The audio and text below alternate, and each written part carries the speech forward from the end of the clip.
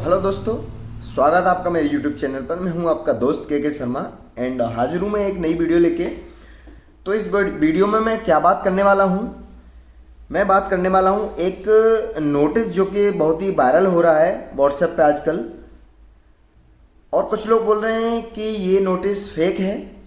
तो मैं आपको बता दूं वो नोटिस कोई फेक नहीं है। और वो नोटिस क्या है, वो नोटिस है कि जो भी लड़के, जो भी कैंडिडेट, लड़के लड़कियां जो भी सेलेक्ट हुए हैं ना एमपी पुलिस में, तो उनके जो होम डिस्ट्रिक्ट है, तो होम डिस्ट्रिक्ट में जहाँ भी उनके एसपी ऑफिस हैं, जो कि जैसे मान लीजिए कि ग्वालियर के लड़के जितने भी हैं, एक लिस्ट के अनुसार एक लिस्ट बनाई जा रही है कि ग्वालियर से इतने लड़के सेलेक्ट हुए, भोपाल से इतने लड़के सेलेक्ट हुए, उज्जैन से इतने लड़के सेलेक्ट हुए। तो एक लिस्ट बनाई जा रही है और अदर स्टेट वालों की भी एक लिस्ट बनाई जा रही है कि किस किस जिले से कितने लड़के सेलेक्ट हुए। तो उन लिस्ट के हिसाब से आपके गृह जिलों में एक नोटिस भेजा गया है भोपाल के द्वारा, पीएचक्यू भोपाल के द्वारा, कि अगर इस लिस्ट में जो भी कैंडिडेट हैं, अगर उनके विरुद्ध अगर कोई आपराधिक प्रकरण दर्ज है तो उनको आप ईमेल के थ्रू 3 दिन के अंदर, उन्होंने रिपोर्ट मांगी है ऐसी कि अगर इनके खिलाफ कोई रिपोर्ट दर्ज है तो। अब ऐसा क्यों हुआ है?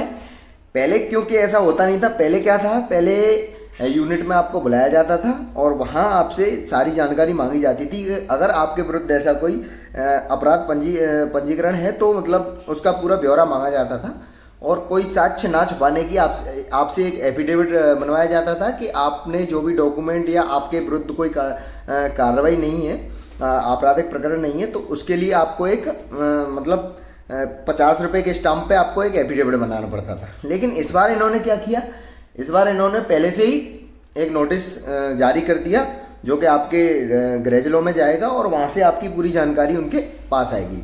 तो ये करने से अब विभाग का क्या फ़ायदा है?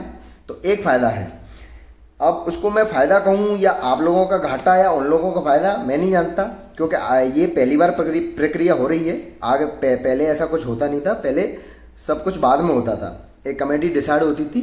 अगर आपका जो प्रकरण है अगर वो समाप्त हो गया है तब भी आपको 5 से 6 महीने लगते थे और आपको ज्वाइनिंग दे दी जाती थी। लेकिन इस बार क्या है, इस बार इन्होंने अगर पहले लिया है तो हो सकता है इनका मानना यह हो कि पूरी संपूर्ण प्रक्रिया को ही रोक दें, मतलब कि मेडिकल और डॉक्यूमेंट वेरिफिकेशन भी ना कराएं। हो सकता है ऐसा कि अगर आपकी डॉक्यूमेंट वेरिफिकेशन और मेडिकल भी रोका जा सकता है जब तक कि आपका जो प्रकरण है या तो दोनों पार्टियों की सुलह हो गई है या प्रकरण खत्म हो चुका है, तो उसको वेरीफाई आपके जिले से ही कराएंगे वो लोग। आपके जिले से तब वेरीफाई हो जाएगा, फिर कमेटी डिसाइड करेगी कि आपको ज्वाइनिंग देनी है या नहीं देनी है। तो ये उनका प्रोसेस है। बाकी सिर्फ जानकारी मुझे इसी बात की देनी थी कि जो नोटिस है वो रियल है, वो कोई फेक नहीं है। और आप चाहो तो आप अपने एसपी ऑफिस में जाके, कंट्रोल रूम जाके आप चेक करवा सकते हैं कि ऐसा कोई लेटर इशू हुआ है या नहीं।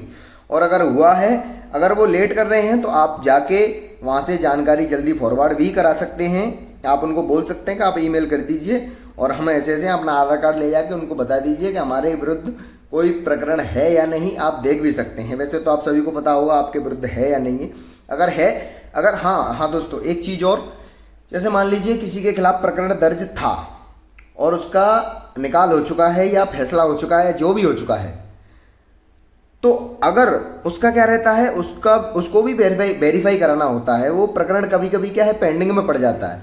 तो उस चक्कर में अगर आपके थाने में, आप संबंधित थाने में या एसपी ऑफिस में अगर ये प्रकरण अगर खारिज या जो भी सुलह हो गई है या जो भी वहाँ अगर नहीं हुआ कोर्ट से, तो आप उसको करवा लीजिए, क्योंकि उसमें भी समय लगता है कि क्योंकि अगर ऐसा अगर नहीं हुआ और उन्होंने अगर ईमेल कर दिया कि इनके खिलाफ प्रकरण दर्ज है, तो बेशक आपका फैसला हो गया होगा, लेकिन फिर भी आपकी ज्वाइनिंग होने में देरी हो सकती है।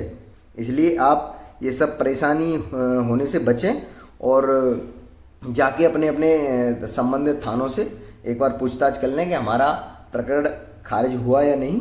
तो एक बार आप देख लीजिएगा। बस यही खबर देनी थी। बाकी और भी अगर इससे रिलेटेड अगर कोई खबर मिलती है तो मैं आपको अवश्य बताऊंगा। तब तक के लिए चैनल को सब्सक्राइब करते रहें और वीडियो को शेयर करते रहें। जय हिंद।